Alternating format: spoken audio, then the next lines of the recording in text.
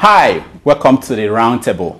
This is a segment where we bring experts to put on the microscope the hot topics of the day.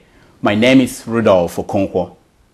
Today we have two of the best Sahara Reporters columnists, Hannatu Musawa and Ogaga Ifowodo. Hannatu is a lecturer and a senior solicitor in London, while Ogaga Ifowodo is a poet, writer, and lecturer at the Texas State University. And with me here in the studio is Comrade Abiodun Aremu. Welcome to SaharaTV. It's a pleasure being here with you. Abiodun is the secretary of the Joint Action Front of Nigeria, the people that brought you the Occupy Nigeria movement. Ogaga, welcome to SaharaTV. Thank you for having me. Hannatu, welcome to SaharaTV. I think the voice, the reception is poor. It's spotty. Your voice keeps coming in and out. Hannatu, welcome to SaharaTV. Yeah, hi, Mr. Okonkwo. Thank you for having me. Okay, all right. So we normally, for the past few weeks, we start our show by discussing the ongoing political process here in America, the U.S. election, presidential election, and we try to narrow it down to how the impact is going to have on Africa. And I want to start with Ogaga. And Ogaga, a few weeks ago, the conventional wisdom was that Governor Mitt Romney had little chance of winning this election. Now, that possibility is staring everybody in the face. Was it the first presidential debate that really changed the dynamics, or is something else happening? I believe something that is happening. America is an old democracy, as we know, although not compared with Europe. And we've never had a situation where one presidential debate has such a sharp, such a sharp turn in the course of the election process. I believe that this is a reflection of how sharply divided America is now, demographically speaking. It isn't that many more people suddenly began to like Romney, but that they weren't prepared, to consider him. And now they say, well, I will hold my nose and vote for him rather than vote for Obama. And I think at the bottom of this is the racial tension that has been bubbling beneath the surface. And I think at this moment, the fear of Obama, the fear of the first black president having a second term, is what is driving them towards Romney. Because there's nothing that he has said, not the lies that he told, that would change any reasonable mind to now make him or her vote for him. So that's what I think. Now, Hannatu, watching from United Kingdom, what do you see? How do you see the process? What's going on here in America? I think, America is going through a case of transferred problems that Obama inherited. I mean, I watched the debate closely the other day when it happened, and I was equally very disappointed with the performance of Obama. And what I did take away from that particular debate was that a lot of the positives that Obama has been associated with during that debate somehow was eroded because of his lackluster performance. And because of the kind of performance that Romney gave, a lot of the aspects that people didn't give him credit for came to the forefront, and people were able to see him as an alternative to an Obama presidency that has not, in his mind, done so well in the last 4 years. Now, let me go to you, Abiodun. You are visiting here, and you are an activist in Nigeria. What have you learned through looking at the process here, and that could be applicable to the situation in Nigeria? Yeah, let me just say that for people in Nigeria, for people in Africa, it's a completely different realities. You see, and when people talk about the U.S. election, if it's going to make any major sense or impact in Africa, it has to be in the context of the foreign policy, because there's a dimensions to which the foreign policy in America have implications for the economic situations in Africa. Because today, why is most of African countries underdeveloped?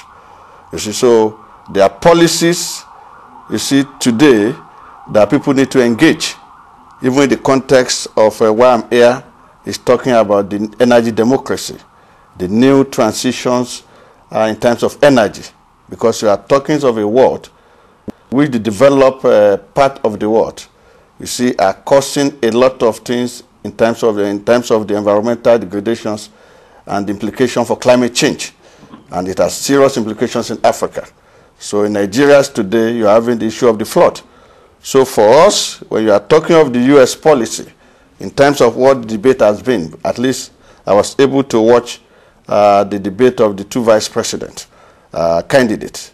And what became clear is that there's clearly no distinctions for me. You see, because in terms of how the interests of the African people, you see, are concerned in a relationship, because we want a world of equal relationship, a world in which you can redistribute the income, a world in which foreign policies, you see, must have a sense, you see, of economic justice, a sense of environmental justice. And there is a way that if those policies take the point of interference, the point of aggressions, because democracy must evolve from the people. Yes, you can try to look at other people's experiences, but democracy itself has real meaning in terms of how you interpret the reality of the people's life. And that is why you have in Nigeria when you talk of the growth rate. Growth rate makes no sense, you see, when social realities are in context. Because I say Nigeria is growing, but you see the inequalities very clearly. All right, thank you so much. Rudolph, I would like to come in a little bit. 4 years ago, when the primaries were on, I wrote an article in The Guardian and talking about the significance of the process itself when a female, Hillary Clinton, was likely to be the nominee, or the first black person will be the nominee of one of the two major parties in the U.S. And Edwin Madunagu, who we all know, wrote a rejoinder to my article. And I also wrote a response to that. The view is this: all politics is local at the end of the day. And it is not true that there's no difference between a Republican and a Democrat becoming president of the U.S. It's not true. I think we push a very dogmatic, old-style, a revolutionary position if we take that. And I take my cue from a respectable personality on left politics, Noam Chomsky, who clearly always supports the Democratic Party because, as he says, the difference between how much the middle-income person, family, can take home as tax breaks can mark whether or not they're going to be able to send a child to college, whether or not they're going to be able to afford health care. And that matters to that middle-income family. Now, speaking about Aremu, talking about foreign policy, we know that the Republican Party will want to wage war everywhere in the world where there are resources, where they can exact military control of the country, and therefore uncontested access to the resources of other countries. So it matters. And this question of how they are already saber-rattling about Iran, how they are already saber-rattling about the Middle East, proves it very clearly. They are warmongers, and that has major significant impact on the economies of Nigeria and the rest of the world. So I think we need to be careful about how we dismiss the political process here and say it doesn't matter to us whether it's the Democrats or the Republicans. We need to be more careful about the implications of their policies or the new conservative, new liberal policy of dominating the world and therefore of perpetual war anywhere they find resources that can benefit the American, project. That's what I think we need to also be careful about when we speak about the process in America. I'll give you a chance to talk again. Let's say Hanatu. Can I just add something very quickly? In agreement to both speakers, it's no secret that Africa remains of very low strategic priority to the United States. Naturally, for me, watching even before the debates, one would naturally want to opt more towards Obama. But I think as an African, for me, in the United States foreign policy, there are certainly notable exceptions even within Africa. And we have seen in the past where the United States has led, successful campaigns in addressing issues like piracy and terrorism, specifically in areas in Africa like in Somalia.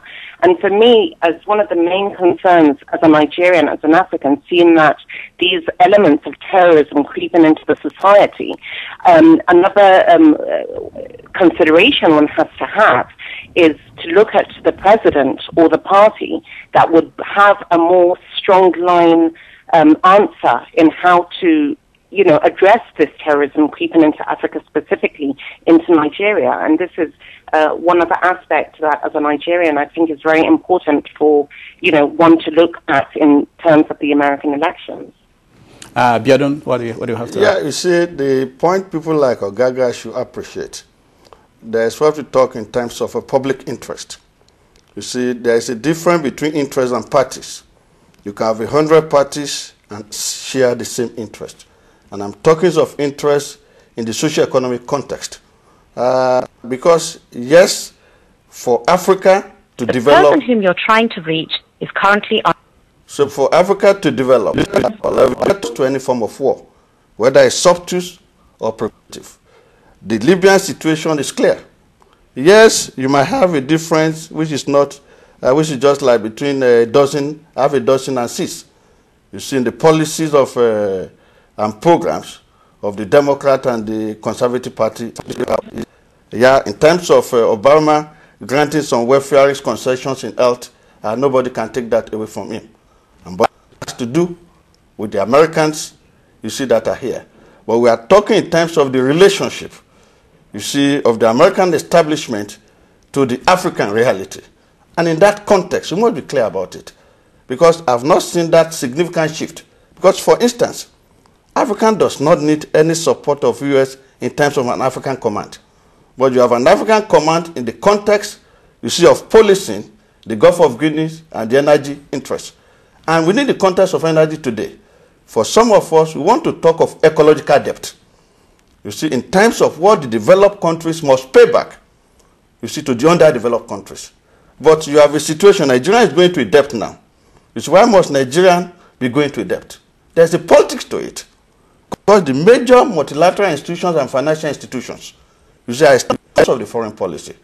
And it has implications for the underdevelopment and backwardness in every of the African countries. So when you are talking of a shift in policies, you see, those shifts in policies must be a shift that must be the world into a redistribution of wealth, a reduction of relationship on equal terms. Because even today in the UN... may I intervene a little bit? Yeah. Because I get the point. You and I, we come from the same kind of politics. All I'm saying here, in essence, is this.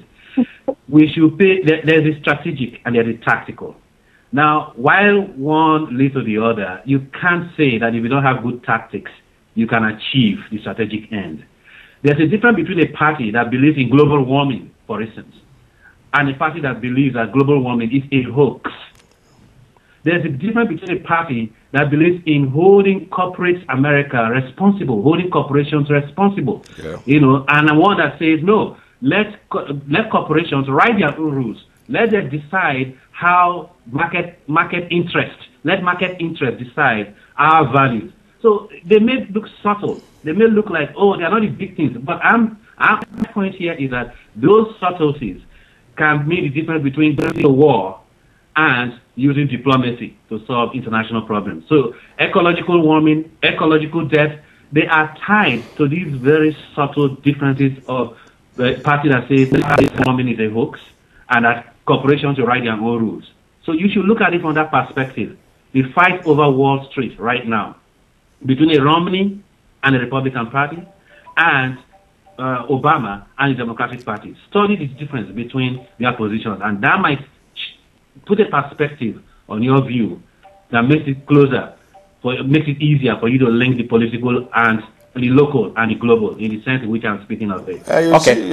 Sorry, I have to. We have to stop here, round it up here, because we're not going in depth into this implication. Maybe another program we can look at this because it's interesting. But I want to just on the surface look at this, what's going on for our viewers. And I want to go to Hanatu, and I want to ask you, as an African living outside the United States, a lot of Africans are watching these debates and watching the process. And my question is, why hasn't it been translated into the demand from these Africans for such a transparent system in Africa? why do they enjoy and really appreciate, some of them, the process in America? But like in Nigeria, for instance, it's difficult to get the presidential candidate to sit down and debate. It's like we have to basically beg them and they decide whether they want to do it or not. So, Hannatu, can you help our viewers understand, why is that the case?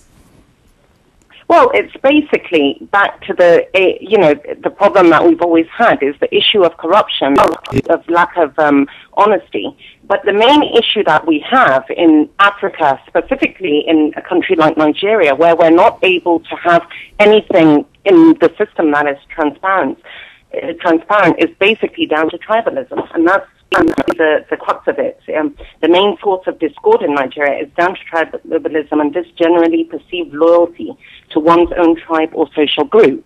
So any time anyone, either in government or out of government, tries to make any leeway forward in terms of developing the system, everything is always broken down to tribal indices. And, I've said, this is what I say all the time, unless we're able as a nation to overcome this issue of tribalism, we're not able to develop as a people. And no matter how many parts the country divides into, there will never ever be peace as long as we keep on having this tribal nature. And I basically call it groupthink gone wrong. That's what we have in Nigeria. Every single time an individual comes out and proposes something, everything is broken down to tribal indices, and it loses its benefit in that way.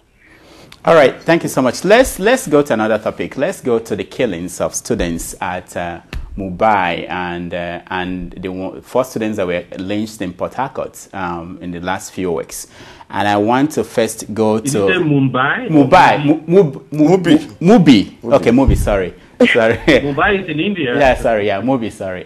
So let's go to the killings, and I want to come to you. You're an activist in Nigeria. You are involved in what is going on in Nigeria. And people are wondering, why is it that there is a sense of outrage, probably because of the video that everybody is watching, but there is no movement by the civil society to say this is wrong, this has to be stopped?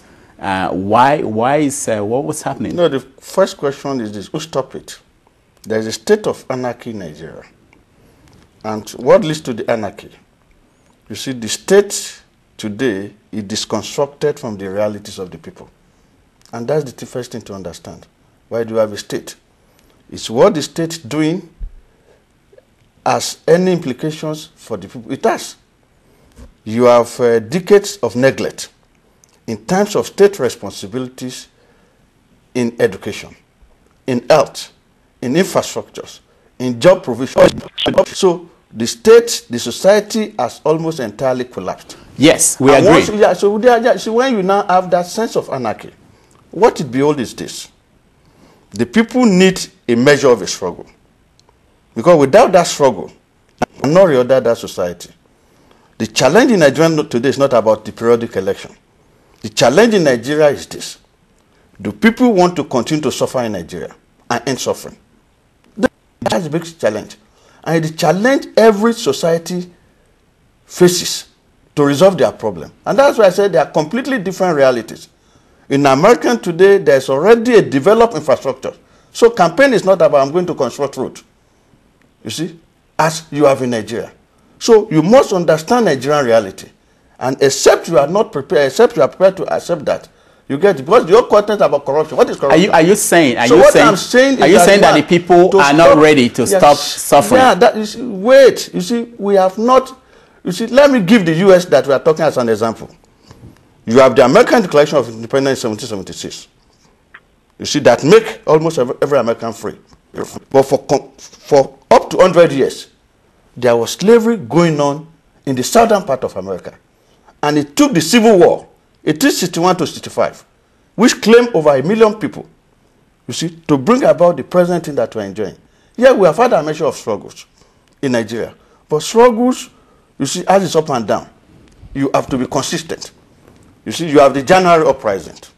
But we could not carry the January uprising to a point whereby there is a change in the power relations. You see, the power that be today are less concerned about what goes on in Nigeria. And when you are talking in terms of budgeting or whatever that you are relating with, in what way does that make sense to the people? So you have a country of over 50 million unemployed youth. So the point I'm making is that who are you now going to ask? The government itself is helpless. You see, in what way are the people now going to institute that? So you need to reconstruct the state, you get it, in such a way that the state is responsible. And to that extent, some of those killings, what I'm saying is this, it's sad. You see, because you ask yourself, you now appeal in the air, stop this senseless killing. To who? To irrational human beings that have been produced as a result of the irresponsible system. So the challenge for us is not about agonizing. And for some of us, we feel that the power relations in Nigeria must change in such a way that we can have a sense of social security. It is not the amount of policing. What is the policing going to do? Let me hold that thought there, because I want to go to Ogaga. Ogaga, now I was interested. I mean, we know that the state has failed. The Nigerian state we're not relying on them to provide security to do the things they should do. What I'm asking is who should step in and resolve this? Because I feel there is the sense of outrage. It seems as if our people are beginning to be desensitized to some of these killings. I don't know what you are seeing from there or what you are thinking is, but can you help us understand what is going on? Well, I understand Aremu's perspective, but again, I differ from him a little bit, because I think there are two ways that it can affect change.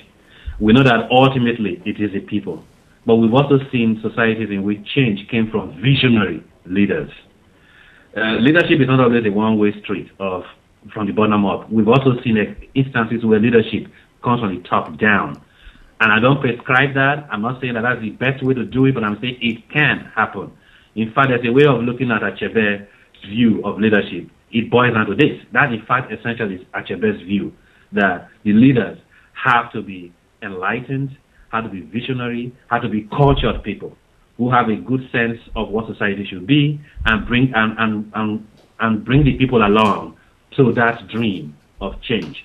So when you ask, why is it that we do not respond to what is going on? Why is there no uprising? Why is there no disavowal of the fundamentalist streak and that bestial streak in us that is responsible for the killings in Mubi and the killings in Alo in Port Harcourt? It boils down to what Aremu is saying on the one hand, and then on the other hand, to leadership. Because you may as well ask, what has been the response of the government? Other than making statements, the killers will be brought to book. There has to be a sense of outrage. There has to be a sense of the leader saying, this cannot happen in our society. And for instance, look at the urgency with which Obasanjo sent a punitive expedition to Odi in 1999. We have not seen anything close to that sense of outrage over the Alu killings or the Mubi killings. So the leaders themselves are not leading by way of reminding us of our values, what makes us human, what we can hold up to be the founding ethic, the founding ethical values of our society, and put themselves up as the primary custodians of those values and be ready to act, to use the institutions of state to defend them. They bring this down to a mere question of law and order, a mere question of police detection. No, it isn't, because something fundamental in our society has broken down irretrievably, and there has to be a sense of urgency about that. Now, to just quickly sum up, what Aremu is talking about, I will put it in a different way. This is a sense of alienation.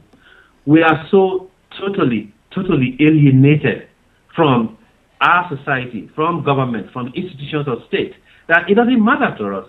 We don't feel the government represents us, and that is true, because even when we hold elections, they don't count our votes, or when they count, it's only about maybe 20% of the time, 30% of the time, 50% of the time, but their power is not directly derived from us. Therefore, we feel we can't do anything. And my way of concluding is by saying that the events in Mubi and the events in Alo are a reflection of this total alienation and there's a violence within all of us now. The students in MUBI and the students in ALO are just collateral damages. People are looking for a way to express their inherent dignity, the sense that they oppose something that they embrace something that is fundamental to us, which is honesty, hard work, and dignity. And then when students steal mere BlackBerries and laptops, assuming that is true, they feel that this is the same way those who lead us are stealing and they are not brought to account. So they want to show that there's something important worth preserving, worth defending, and they have innocent victims in that process. It may sound a little bit abstract, but if we have time, we could discuss it further. Or, like you have hinted already, we can use our columns, to talk about these things and any other forum we have. But I feel that it is not why we are alienated. The people are at the same time trying to give expression to that thing which is dying in us, and it's coming out in these bizarre and horrific ways. Let me go to Hannatu. Hannatu, what is dying in us? And are we going to say that this lynching, is it going to be the last one? No, I think what it is our humanity is going. That's the reality of it. I must admit, when I've heard of the killing both in MUBI and Port Harcourt, but I didn't actually see the tape till I was waiting to be interviewed on this round table. And then, there was this tribute to them on SaharaTV. And as I speak to you, Mr. Okonkwo, I'm so actually physically shaking. I cannot believe that was what happened to those students. And I think basically what has happened in Nigeria is because there's, like both of the people said, there's this breakdown of everything in Nigeria, and every time there's a crime happens in Nigeria because perpetrators that commit these crimes go scot-free.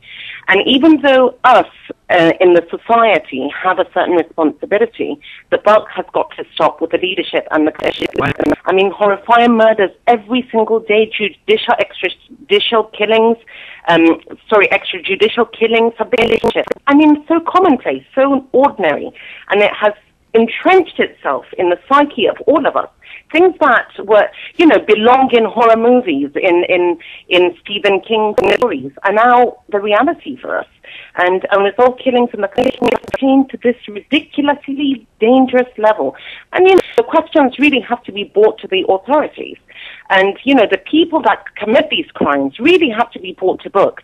I mean, sometime last year, there was this case of that lady that was raped.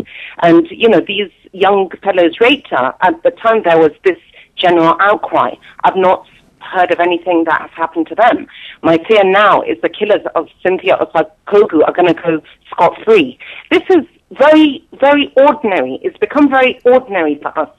The part in Nigeria now is that every time innocent people are massacred, you find people in government, they come out, they, swear allegiance to the people, they swear that they're going to find the killers, the Inspector General comes out, he condemns the acts, the President expresses all sorts of shock, and then scores of people, suspects are hounded, and then you don't hear of them anymore. And so what is committing crime when there is no sanctions? People go scot-free, and really that is the problem. And I think in this case of MUBI, and especially this case in Alu, really examples really have to be made, seriously. The government has to take the initiative to prosecute these people in the public sphere. Let people know that you cannot get away with crimes. I mean, all the people in Boko Haram that have been apprehended, I've not heard of anyone going to court. I've not heard of any of them being found guilty. And that is essentially the problem. And, it's as if we're existing in a state of Armageddon, whereby, or like in a zombie apocalypse, whereby, out of desperation and for survival, everybody is thinking about themselves. Nobody cares about the society anymore. You're only trying to find life. So when you hear about the killing of this beautiful girl, Cynthia, or these, students in MUBI and in Port Harcourt, you think about it for 2 hours, 3 hours, or for 2 days, and then you forget about it. Everybody gets on with what they're doing. Nobody is thinking about the negligence of prosecuting these cases and bringing these culprits to book is going to impact on the society as a whole, because generally Nigerians have really got this detachment with their society. Okay, Abiodun, let me come back to you. Okay, there's no leadership, okay? People are looking for leadership when there is none. And when you guys decided to lead after the removal of subsidy, and you were able to gather people together and make a push for it, people reacted, people came together, people wanted change. Why is it that the civil society is not able to express this underground outrage that we know people have in a situation like this? What is stopping it? You see, let me say, struggle is a process. The January struggle went with a clear agenda of price revisal. And at a point, it moved beyond that into what we call a political demand. You see, if you don't have a political platform to drive change, there may be little you can do. Political platform to drive change is a platform to rally the people, not just a platform to contest elections. Because if you want to push a government away, we were victims. We went back to the street, you see, and the soldiers were on the street. And what happened is this. You see, it is either you are also able to balance forces at that level. So there was that kind of weakness. And that is why for those of us in the Joint Action Front, we are talking of system change. And what we talk about system change is this. Do you want this system of exploitation to continue? Do you want this system where the state, you see, encourages corruptions to continue? Do you want a system whereby education, you get it, is denied, job opportunity is denied? That's what we are talking about, system change.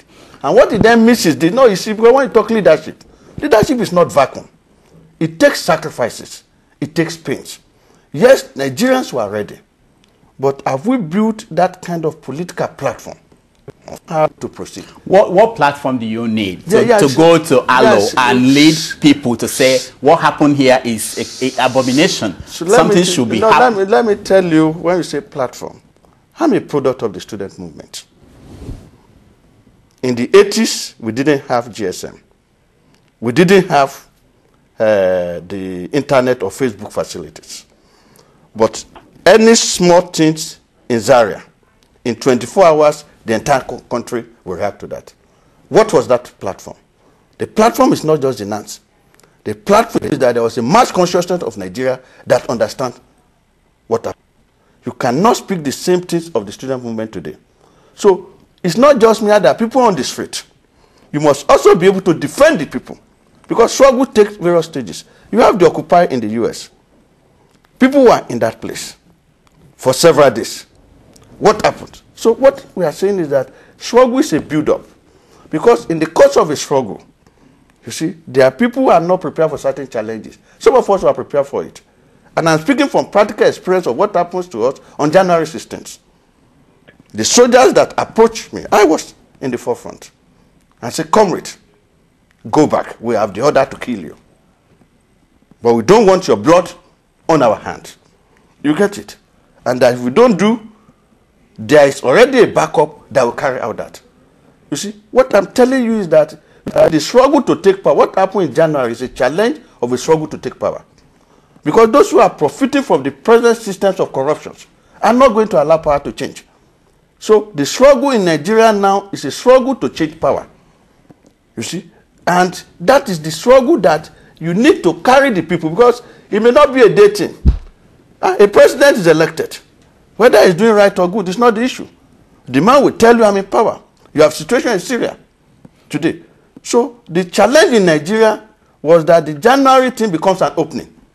And it must be clear to Nigerians that leadership, because we're on the feet, leadership is not just those symbols that we are seeing. Leadership must be all over. Yeah, so that is the challenge. And it also to our own people that are here, there must be that unity in terms of what you want to do. Even when you have the power, what do you want to do with the power? Okay. What kind of state are you going to do? That's what we are talking about, political platform. Let me get back some of the other guests we have. Gaga, you heard what Abiodun is saying, and I want you to connect it to the reaction of Nigerians to the publication of Chinua Achebe's memoir, There Was a Country.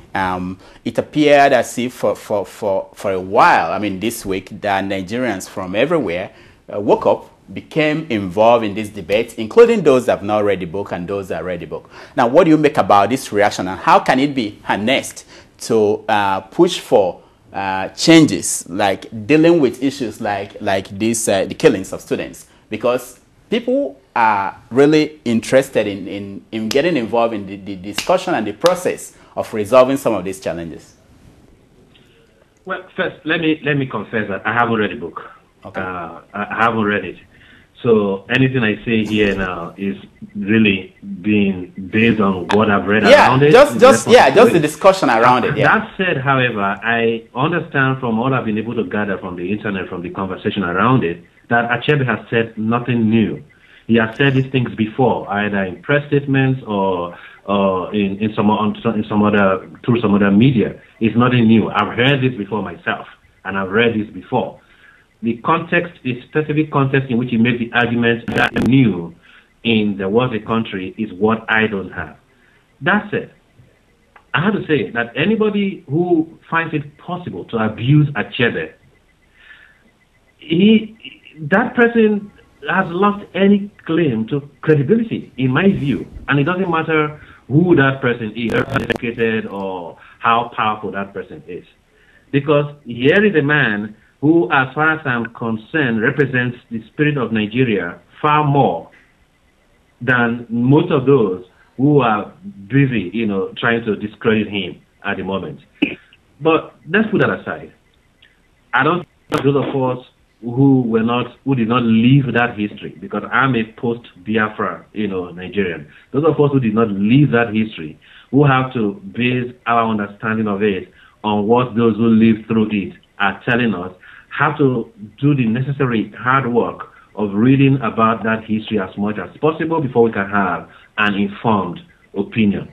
So let me just simply go to what the reactions, probably suggest. I think to me it suggests that we care about Nigeria. All of us care about Nigeria. Those who are speaking from Biafra, those who are speaking from the Southwest, the North, the South, all of us believe in Nigeria. So I see this as a fight for the soul of Nigeria.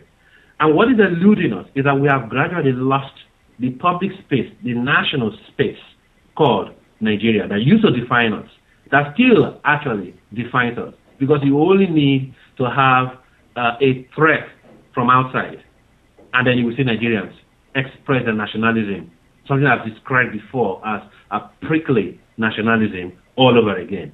So if it is a fight for Nigeria, then we must all learn to wage that fight in a civilized discourse, in a way that responds to the historical facts objectively, and not come from these emotional, subjective, entirely psychological reactions to an event that defined Nigeria as big as the Civil War.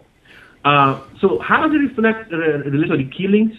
Well, I don't know how I can link the two, actually. I can't link the two except to say that because we now lack a national space, a space that has a national ethic that binds us and therefore makes us speak with one voice with reference to that same space, as opposed to what Hannatu would like to describe as the tribal. We used to defend our tribal talks, our ethnic enclave. I can't see how I can link them except in this manner. But that would be too reductive. That would make it look as if those who carried out the Alu Port Harcourt killings were defending an ethnic, political enclave. They weren't. And those who carried out the movie killings were also behaving likewise. They weren't. I still see it as a reflection of a desire to defend something that is valuable to them, what they consider to be a value.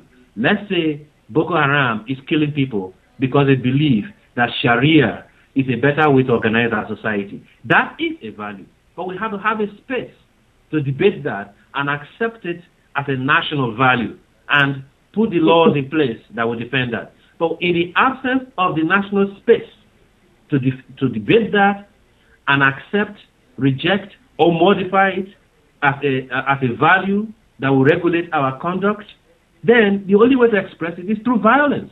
It could become mindless. such as we have seen so far. But in the end, that is what defines it. At the same time, those who are responding from the enclave of Biafra to say, well, yes, but for Awolowo, we will have won. But for Awolowo, we will have our own country now. They are also responding to the same thing. Because don't forget, the reason why Biafra was declared in the first place is that there were pogroms in the north. And the national space did not defend Biafra, did not defend the Igbos. So they had to go home. What is home? Home becomes the East. Home no longer became Nigeria. Home no longer became Kano, Kaduna, Sokoto, where they were living at the time. So if that is the sense in which you link the two things, yes, the sense in which you can link the reactions to Achebe's claim to what is going on now, yes. So I see it only as a continuation of the national discourse, an attempt to reclaim whatever can still be reclaimed of the national project called Nigeria. Hanatu, okay, let me come to you. What do you see about, what is your reading about the reaction to this book? Well, I want to start off by saying actually Chinua Achebe is one of my personal heroes and one of the reasons why I even started writing in the first place. And I would agree with Mr. Ogaga that he represents the spirit of Nigeria most than many. And this book, I mean, I've not read the book either. I have read excerpts from the book and I've seen the vast reactions from it. And it is clear from this book that this is Mr. view and his own peculiar nostalgic memories. And, you know, you have to give that to him. This is his Biafra. This is his own interpretation of Biafra. You know, when we confront past horrors, which is what happened during the Biafra War, it can either be a very healing thing or a very damaging thing, and that depends on whether our communities or communities generally are amenable to reconciliation. The problem is that Nigeria at this particular point in time is not amenable to that reconciliation. So what you have is what I call sensitivity gone mad. At the time, anything borders on ethnicity. You know, you have the ethnic group that is has been the target, you know, kind of exhibiting this kind of sensitivity gone mad. I respect what Mr. Achebe wrote. I don't particularly agree with everything that he said. This is not what in my view, what happened, but this is from his own eyes. And, you know, I see it as, you know, every person's experiences has a way of kind of forming their understanding, especially when they attempt to draw too many conclusions around them. For example, if one was robbed by a certain race or a type of person, you might even subconsciously associate those type of people with the experience and come to some sort of a conclusion that that type of person is bad. And, you know, during the time of the Biafra War, obviously this was the message that was given to the South. You know, this was their understanding that Awolowo, you know, did these deeds that Achebe is said to have done. And, you know, you can't vilify, you know, them, the Igbos for thinking that way because that was their understanding. I'm sure if Awolowo was here to defend himself, he would have a different, you know, take on what happened. Everybody has a tendency to seek out evidence of that which they already believe to be true. And this, what Mr. wrote in his book, is what he believes to be true in his own account. And I don't think anybody should vilify him for stating it in that case. Anybody else who feels that his account in the book is a distortion of history has a right to go and write an account of their own. You know, I don't think, you know, he should be attacked in the way he was for stating his view in the way that he saw it. I do think it was a little bit,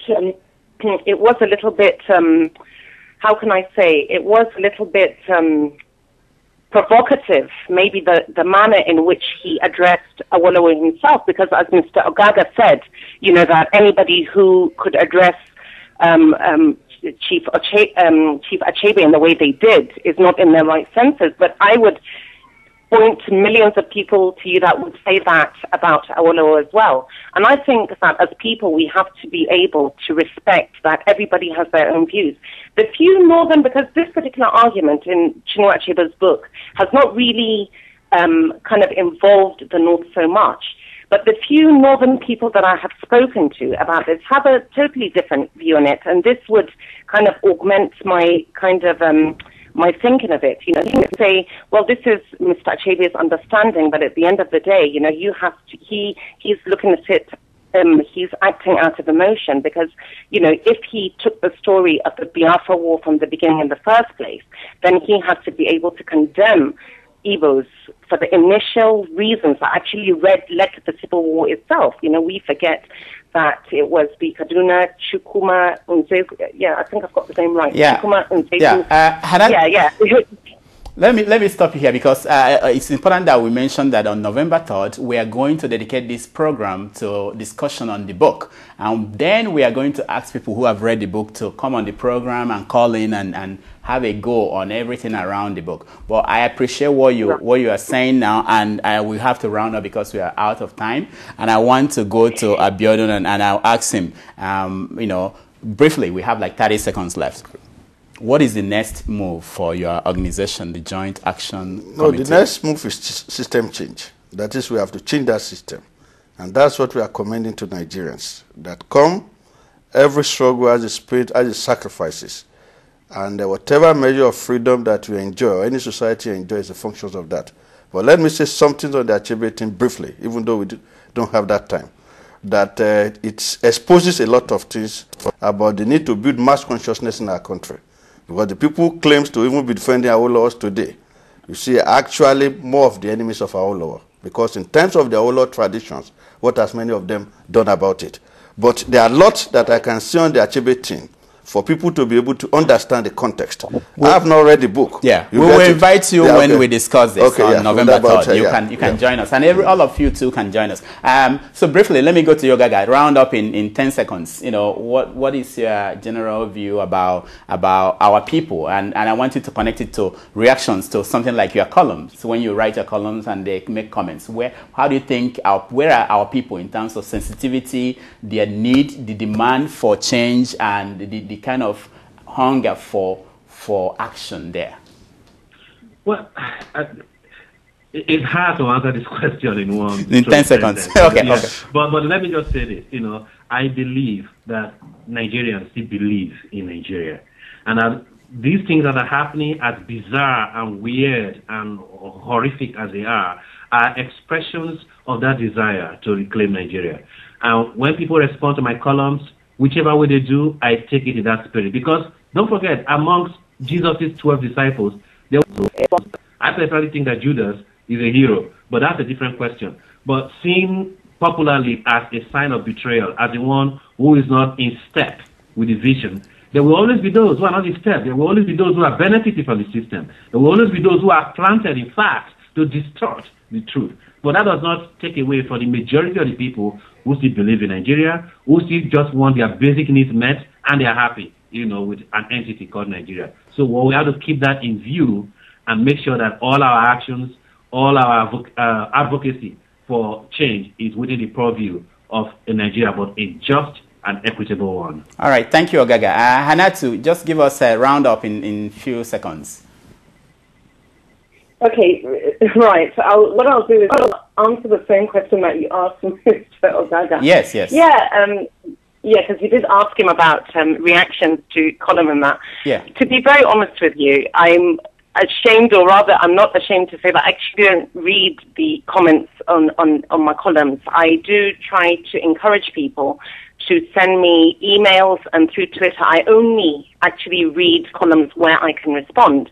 But I must say that there was one particular week, I think it was one of the weeks that I wrote a poem or something like that, and a friend sent me an email on a forum that I'm on, about, you know, with all the comments, and I must say they were not some of the nicest comments, and, you know, it was strange that I was able to get those comments for that particular week, because I think I touched on a topic that was really not controversial at all. I don't read comments on public forums, because I feel that I don't give room for people to undermine the knowledge that is very important for me to give. And essentially that's the reason why I write, is because I feel that there's a very important me as a woman, as a Hausa Northerner, you understand, that needs to get down there. And I don't want a situation where that message would be aligned in my mind. So, I don't. But very, very quickly, I must add, and I did mention it earlier, that my hypothesis, again, is that the vast majority of our problems stem from this tribalism and our nastiness towards one another. It's all this backward tribalistic ideas that still seem to permeate our craniums. And even though each and every one of us have the capacity to develop as a people, we have empathy, we have sensitivity, we have reasonableness, care, and everything that is positive.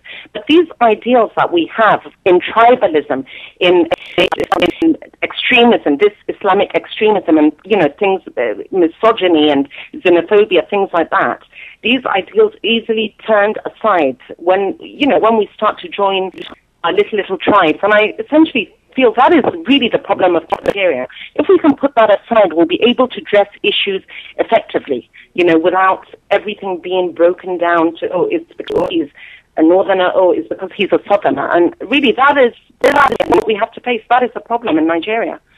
All right. Thank you so much, Anatu. And thank you, Abiodun. And thank you, Ogaga. We are going to continue this discussion online, and also maybe in weeks to come, I would really like us to have a program where we dedicate it to a discussion like what Hanatu was talking about. Is tribalism the problem?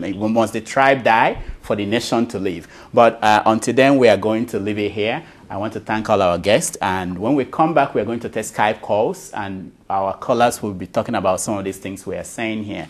Until then, thank you so much for coming, and we'll talk again. It was a pleasure.